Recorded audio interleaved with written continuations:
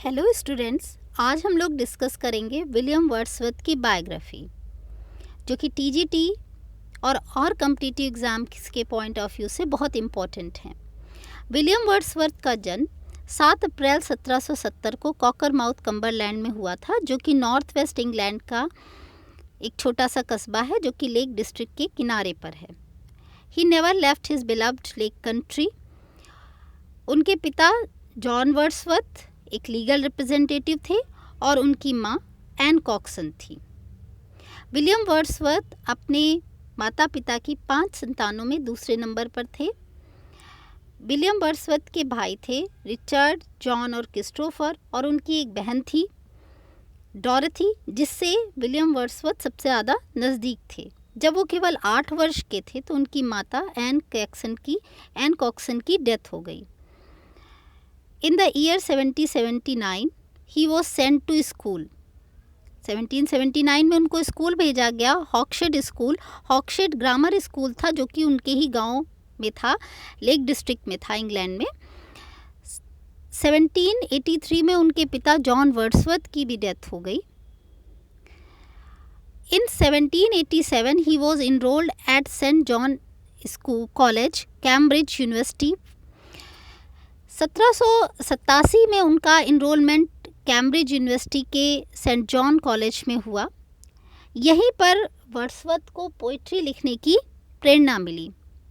वहाँ पर उनके एक टीचर थे विलियम टेलर, जिन्होंने उनको इंस्पायर किया पोइट्री लिखने के लिए।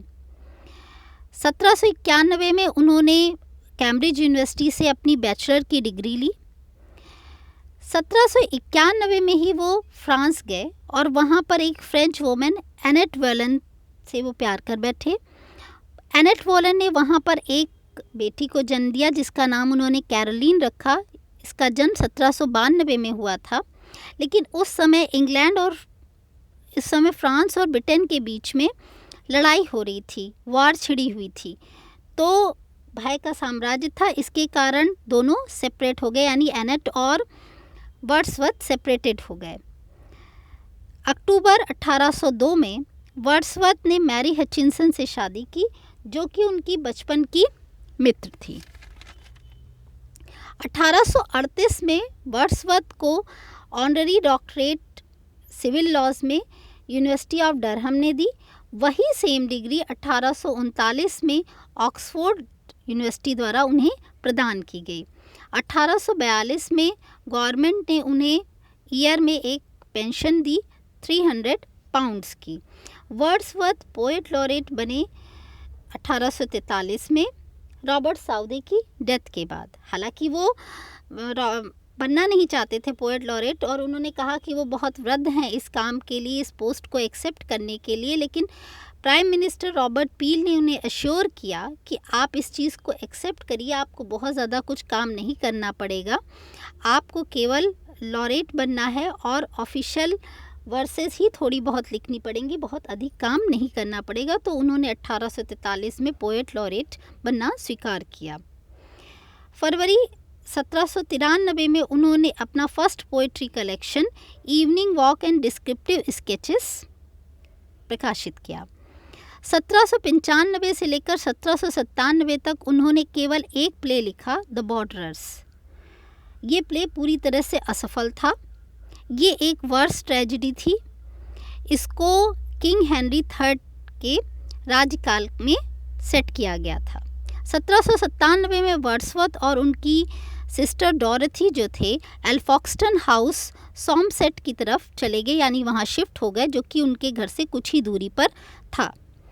वर्ड्सवर्थ ने पोएम पीटर बेल भी लिखी। ये पोएम पीटर बेल कॉलरिज की पोएम एंशिएंट मैरिनर का रिप्लाई था। 1798 में वर्ड्सवर्थ और कॉलरिज दोनों ने मिलकर लिरिकल बैलेड, जो कि रोमांटिक क्रिटिसिज्म का एक मैनिफेस्टो माना जाता है, उसको पब्लिश किया। कॉलरिज ने इसमें 4 पोएम्स लिखी और वर्ड्सवर्थ ने इसमें 19 पोएम्स लिखी। इसका सेकेंड एडिशन आया 1800 में। वर्ड्सवर्थ ने इसमें एक प्रेफेस इंक्लूड किया जिसमें पोइटिकल प्रिंसिपल के बारे में डिटेल से बातें की गई।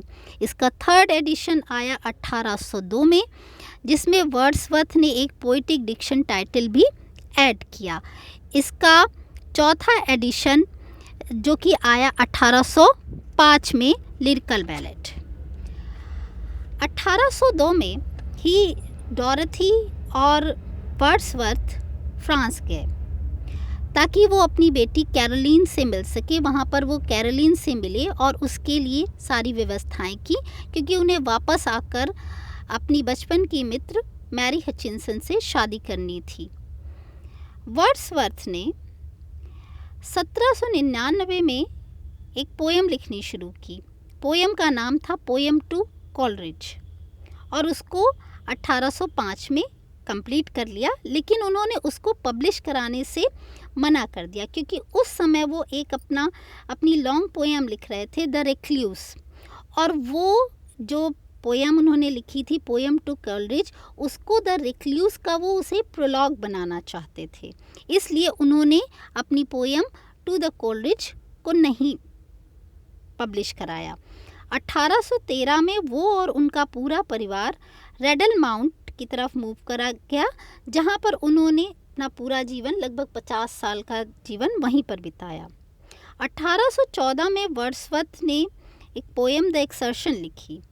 ये पोएम 9 बुक्स में है। वर्ड्सवर्थ ने इस पोएम को लिखना 1802 में शुरू किया था और उसको पब्लिश कराया 1814 में। उन्होंने ये पोएम भी इसलिए नहीं पब्लिश कराई क्योंकि द प्रिलूड और द एक्सर्शन उसको रेक्ल्यूस का हिस्सा बनना था, इसलिए उन्होंने ये पोएम नहीं पब्लिश कराई। 1824 में डॉरथी को एक सीरियस बीमारी हो गई और 1855 में उनकी डेथ हो गई। 1834 में उनके close friend Samuel Taylor Coleridge की भी डेथ हो गई। विलियम वर्ड्सवर्थ की डेथ उनके ही घर रेडल माउंट में हुई 23 अप्रैल 1850 में और उनको बरिड किया गया सेंट ओसवाल्ड चर्च ग्रासमेयर में। तो ये थी वर्ड्सवर्थ की बायोग्राफी। आई होप आपको पसंद आई होगी। अगर आपको ये पसंद आई हो तो please like it and subscribe it. Thank you.